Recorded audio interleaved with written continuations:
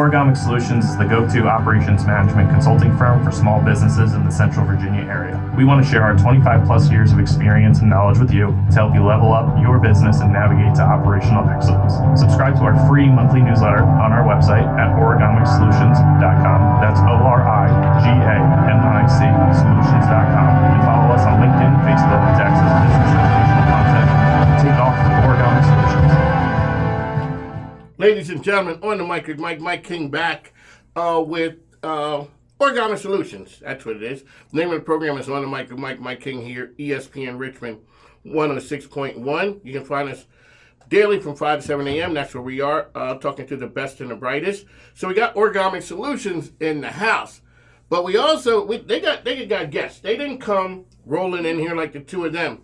They brought royalty in there. They brought basketball wizard in the house.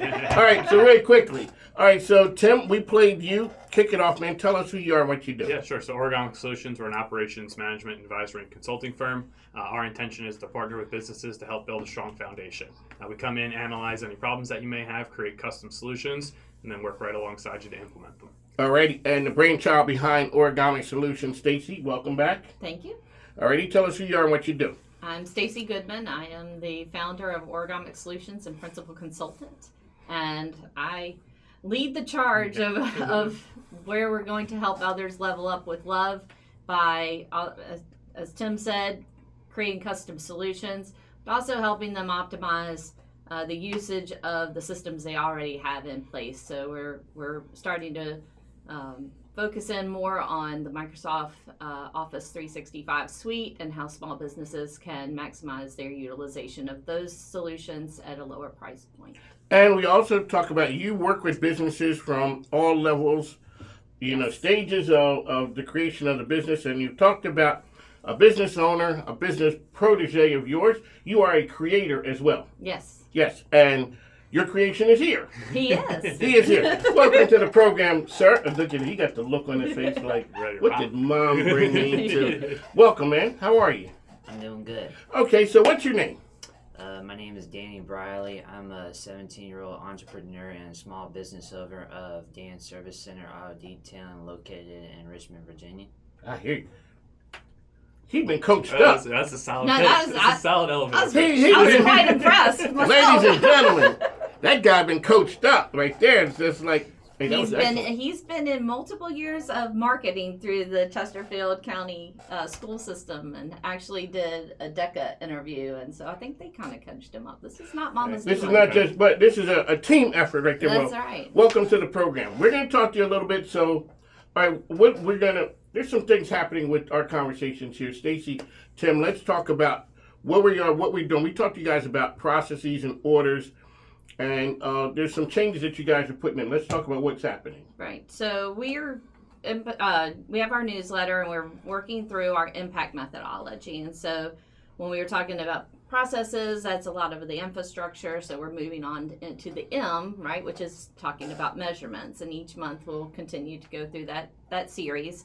And so what we wanted to do is, I was very impressed with what Danny was able to do when he started figuring out what he wanted to do for his business. This was his brainchild, his initiative. I support him, but it wasn't Mom telling him, hey, you should go do this. So what we're shifting into is we're going to shift our show format a little bit, where we bring in more small business owners and talk about operations and how it impacts their business and what they've learned, so we can share lessons as well as just education and talking about what's going on in the world of business today with you. So this is our first guest. This is your first guest. But you guys always talk about, we talk about culture in an organization and the growing pains.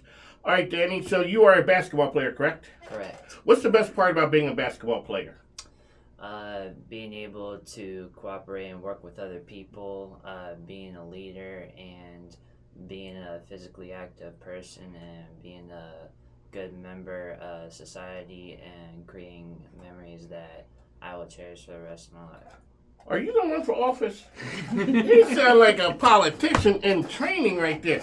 Okay, so you've been on a number of different teams, right? Yes. Yes. When do you know that it's a good team? Like, you know, the coach is rocking, the team is rocking, you guys are winning. What's it feel like to be part of a good team? It's probably the best feeling in the world to be part of a good team.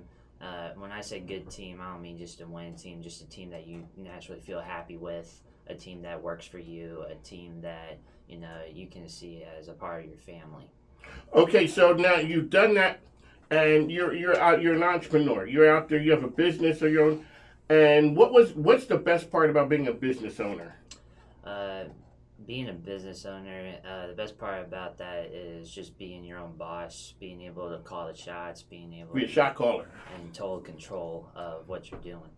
Okay, so what have you learned from basketball going over to being a business person? Why you got the smile on your face like you're waiting for that? Well, I'm a leader off and on the court. I believe that you know, basketball takes a lot of work ethic, and so does being a small business owner.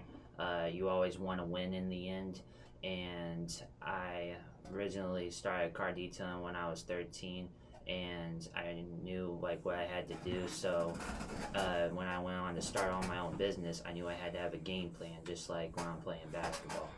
So when the game plan was, we talked about reviews, and your mom's always talking to me about measurements, and you know, I'm sure you hear those. I'm sure you got those speeches too. I've gotten them too, but because you got to measure everything. When we talked about reviews, so when a person gives you a good review, what does it mean from a business and marketing standpoint? Good reviews and good feedback means that, you know, your customer is satisfied with your service or your product. It makes you be able to believe that they would eventually come back and, instead of being a customer, become a client of yours. I would probably say that the best part about feedback is that it makes me feel better as a small business owner because it makes me more motivated to grow and expand. What's the hardest part about being a business owner? Well, right now the only person working my business is me. So it's definitely a lot of work. You know, advertising, creating the brand, the logo, and all that stuff. So we gotta cut him a commercial. Let's start talking about that right there. All right, so Tim, you roll in the Danny spot right there. You've seen Danny. Yeah. You know, he's everybody you talk to. Yeah. They're a little bit different age, but the story's the same. Sure. What is it that when Origami comes in that you could say, hey, Danny, this is what you're doing right now. This is how we could sort of help you right there. Yeah, well, what Danny's done a phenomenal job of already is capturing a lot of the metrics within his business, and we'll dive a little bit more into some of the work that he's put in. But once you have those metrics, you can start making educated decisions to align with that individual's goals. Right? Danny mentioned expanding, getting more people within his business, and you know, when he's got a little bit more time, instead of doing all the great things that he does, right, we can start to take those metrics, align them with his goals, and create a strategic roadmap on how to achieve them. So, Stacy, well, you're there at creation for Danny's business. Yes. Helping do that. So you sort of put the roadmap in place. Just keep it in, you know, like driving, you know, man. Keep it in the lines right there. Don't be over here wilding out. When you run into a business that hasn't had that guidance and foundation from the start, how do you go ahead and dial it back a little bit to get the person? I think you have to evaluate what's going on and then give them honest feedback. Some people just want you to make them feel good. Some people want cheerleaders instead They of want coaches. Cheerleaders. I don't necessarily always come with pom-poms. So, and he knows this too firsthand. You didn't cause some of the heat, too? But, well, we coach him about making decisions. So one of the things he was making decisions is, was he going to try to do mobile, or was he going to be stationary? And what were those pros and cons? And helping him through thinking through those choices. And that's what we have to do with new businesses that are already in place, is taking them back through some of the choices that they made and saying, is this a good choice? Did you get a lessons learned? What can we adjust? And he is lucky enough to have a lot of people that are around him. So there are two gentlemen that work in the station on the automotive side and run the shop and help him find, you know, promote his offerings. And then He has his grandmother who has been running the station for 40 years, and so she knows the area and the people. She is able to give him information that he can use to make decisions around marketing and how he interacts with those particular customers, what they want, what they need. So she's got some of the market research just because she's been in the area. He has me to help with the behind the scenes business is what here's how you handle your money. Here's how you write things, keep track of things. And so we set some of those processes and gave him some of that information to him to choose what he does. And he's learned some lessons, and made some additional improvements. I've watched him, how he even buys materials and opening up and being more independent. It's allowing him to shift into the early adulthood of making independent decisions and evaluating why he's making those decisions. And small business owners or people coming from as a hustler going into a freelancer or independent or a propreneur, they're having to go through the exact same thing he's doing, and we walk them through that. It's hard to get a hustler to change their ways. Yes, it is. It's just like it is. We're used to. Everyone has a pain threshold, though. A hustler's going to eventually have enough pain where change is inevitable. That one. Yeah. Yeah, it'll bring you to your knees. Yeah, and then you're forced to make a change at that point. And it's unfortunate that some people have a higher threshold than others. I was one of those guys where I was willing to run through 30 brick walls before I asked for help. And then you get to the point you're laying on the floor and you're asking for help. Yeah, and then, I need to be resuscitated. Yeah. Because all right, so Tim, we got to hold that one. So every hustler has a pain threshold. Mm-hmm. I'm straight up taking that. There's your moment. That is the moment, because when we look, so back in the day, now I'm a basketball fan, but I'm from Philly, so they asked Pat Riley when he talked about fast break and showtime, and he said we're gonna run till the other guys fall out, or we're gonna fall out. Sounds like havoc. But it is havoc. They said, well, what happens if you guys break? We weren't good enough. We're gonna run until somebody falls out. So that's what a hustler does. We keep doing it, because those guys are not going to do it. Mm-hmm. But you said we done ran through 28 brick walls, and now we're a little wounded and tired, and we have to realize, okay, we could have went around that one. Yeah, well, and then once the breaking point happens, right, within a basketball game, right, if you're running 96 feet for 48 minutes and you still don't get the desired result, well, how do we run? But I can implement a motion offense, or how's my pick and roll looking? Right, the hustle is still there. The effort needs to be consistent, but you can add strategy to your effort. So, Danny, really quickly, what is an aha moment when you started out? Okay, so you had this idea about business, and then after you get a little bit of experience, you're going, you know what? I thought that was the way to do it, but no, maybe I should do it like this. So, your question was an aha moment. An aha moment when you're like, man, I thought that was a great idea. And then you realize might have to change that. I might have to change that a little bit. The biggest aha moment was when I got started. So I originally started planning out this business February 2024, and my original plan was to try to be able to do 5 cars per day. It sounded like a good idea? Yeah, it sounded like a great idea because of my work schedule. I work at 9 to 5. And I thought if I did like at least $50 per car, 5 cars per day, I could be making about $250 a day. Could make sense. Yes. What happened? What happened was supply and demand. I had the supply, it's just the demand didn't follow, so that's when I had to change my game plan. So what I did was I printed out flyers and I went around the neighborhoods that surrounded the service center and I left them in people's mailboxes, and it worked because I did have more people come into the service center.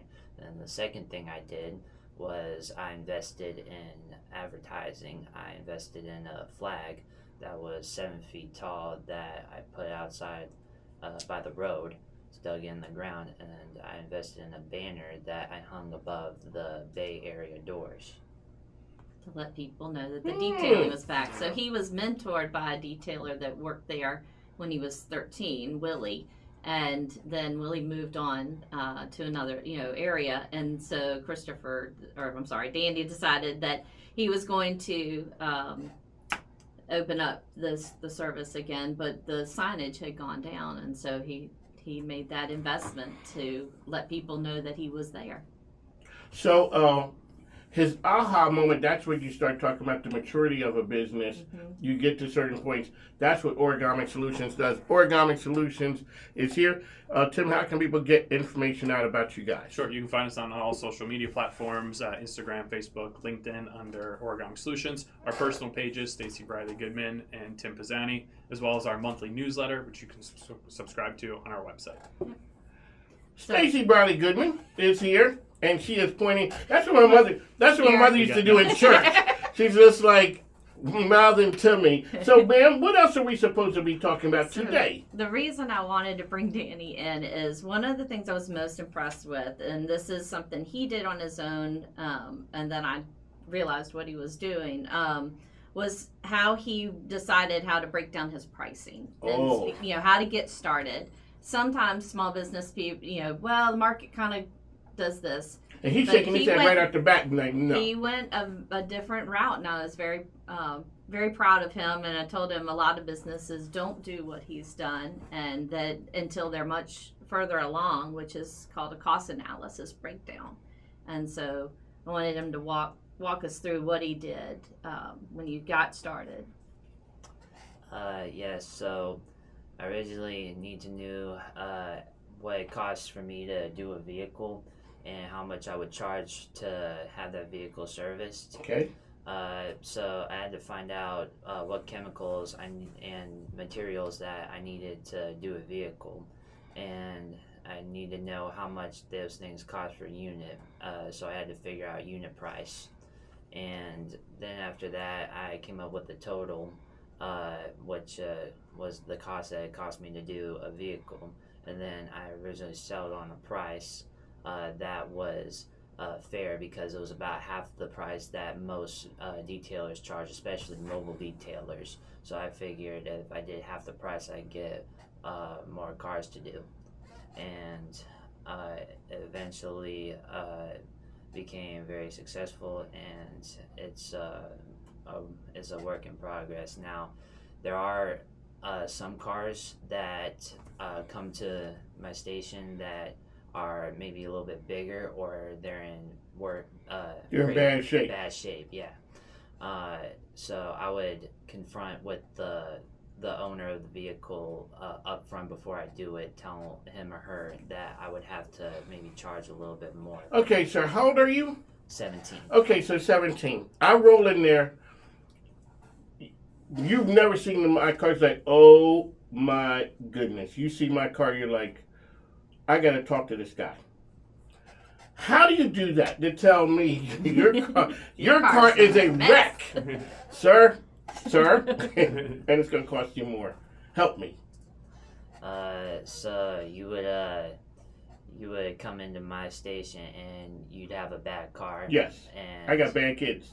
Oh. Yeah, I would first assess your vehicle, inspect it, take a look at what needs to be done, and then I would ask you, what service would you want? Would you want the regular detail, which is $50? Would you want the wash and wax, which is $75? Or would you want the complete detail, which is $120? And then I'd walk you through about what's the difference between all three services, and I would just try to, give you as much time as you need to make your decision, and then I would give you an estimate on how much time it would take me to finish your car for you, and I usually tell the customer to come back around 5 o'clock, which is about 30 minutes before we close. That's good. So, Stacy, what that does is that supports the idea of the pricing model. Yeah. Because everyone is not going to need the $50 level. So he has to understand that this one may take more materials and more time. So sometimes he has had it where it was really dirty or had tree sap on it, and he's had to go and buy a different material, an additional solution to help get the tree sap off, and then you had to tell the lady that in order to do that there was going to be an extra charge, because that's not really in a standard wash and wax situation that you have all the tree sap all over the car. Or if he's had some that looked like they had been sitting in the woods for about 6 years, and they wanted, so he'll just let them know it would take extra time or effort, and see and negotiate with that client if they were okay with the additional cost. And with those conversations with your customers, right? You've done a lot on the back end of your business. What kind of numbers or metrics do you look at from your customers that help you with those conversations? Can you be more specific? Yeah, so somebody comes in and they typically do a wax, right? How do you know what type of customer is going to be upgraded, or what customer do you just give them exactly what they ask for? Well, I would first assess the vehicle, and if the customer was still around, I would obviously go talk to them, because I do get a lot of customers that I get to talk to, and I would basically talk to them about what do they want, would they want the same thing as last time, because I have had repeats, but if a car is like perfectly fine, or if it's not that dirty, I would probably suggest a $50 detail.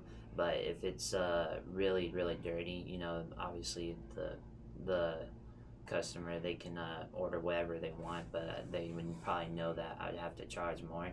But usually I notice a trend. The cars that are really, really dirty, those are usually the $120 details, and that's why they take me 5 hours to complete.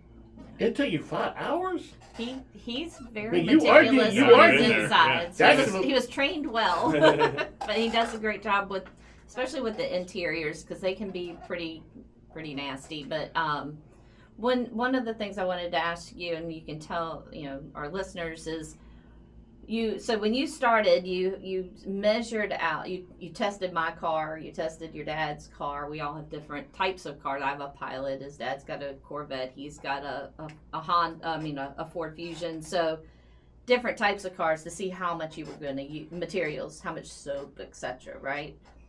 The other part, so once you know that, that's great, but then when you get into it, you have to still control the usage of those the measurements and the usage of those chemicals. How do you control that so that you're only using as much as you kind of plan to use, or if you have to use more, you would charge more? Yeah, so I usually use measurements, and for each chemical, I use a different amount of measurements. So for soap, I use a shot glass that bartenders use to measure out liquids. I use 1 ounce of soap to put in my foam gun for the wash, and for wax, I usually measure out 1/5 of the bottle. I put markers on the bottle to measure out the size of it. Make sure that the wax doesn't exceed that marker. And for a tire dressing, which is in a spray bottle, I count the sprays, which is about 10 sprays per tire. And then for windows, I just use 1 spray per window. Did you start being that precise, or did you get to that point? Because, come on, we're talking about squirts. It's really easy to pop, pop, pop, pop, pop. But I just gave 2 more squirts than I should have. Were you always that particular? I wasn't real strict about it. If I had to, add another squirt of chemical, it's not that big a deal. But I was just trying to make sure that I wasn't overdoing it, because chemicals cost money. Yes, There they do. you go. Yeah. The money, and that's what a Comes lot back of to the money. and that's what a lot of service industry businesses, including us, we have to watch how many hours if we're making an estimate. Service cleaners, coming into your house, residential cleaning, they need to know it's going to take this many hours. If it takes twice as many hours, that's eating into their profit margin and costing their business money. And so I was very impressed that he was that detail oriented as a young entrepreneur, and I thought he had some things that he would be able to share with other people. Well, that's congratulations, Dan. So how can people find out information about your service, your business? Well, you can go to our social media page on Instagram, Dan Service Center Detailing. You can also find us on Facebook. You can also go to our website, Dan Service Center. Incorporated. And you could also visit our physical location located off of Hathaway Road in Richmond, Virginia. Okay, what's the best thing you learned from your grandmother about being in business? She's been in business for a minute or two. What's the best thing that you learned? About the auto business, I've learned that she's taught me about the types of customers I've been dealing with. These are people that come from middle class, wealthy backgrounds. People that are maybe a little bit more strict, and people that are much older, like in their 40s or 50s, that care deeply about their car and their service. So Grandma knows people. Yes. So when you see her interacting, Grandma got game? Oh, she does. Oh, she does? She got game? She got a lot of game. There you go. On the mic is Mike. Tim, Stacy, how can we find about Origamic Solutions? The newsletter. Yeah, newsletter. It's coming out monthly on the 15th as of right now. It's going to include our social media links so you can stay up to date on Origamic Solutions. Stay tuned for some of our shows where we bring on more guests for specified topics. Also, we'll be visiting some expo events later on in the year. We can give you recommended book reads as well as continuing our journey through our impact methodology. To subscribe, all you got to do is go to our website, enter your email. Pretty simple. Ladies and gentlemen, Origamic Solutions is here. Are you ready to push the boundaries and take your company to the next level? I'm Stacy Goodman, founder of Origamic Solutions, and we're here to be your co-pilot, navigating you to operational excellence and helping you level up with love. Connect with us on LinkedIn, Facebook, and at our website, origamicsolutions.com. That's ORIGAMIC solutions.com. Together, we will find solutions and prepare you to soar. Ladies and gentlemen, Origamic Solutions, thank you, folks. Take care. Yeah, thank you.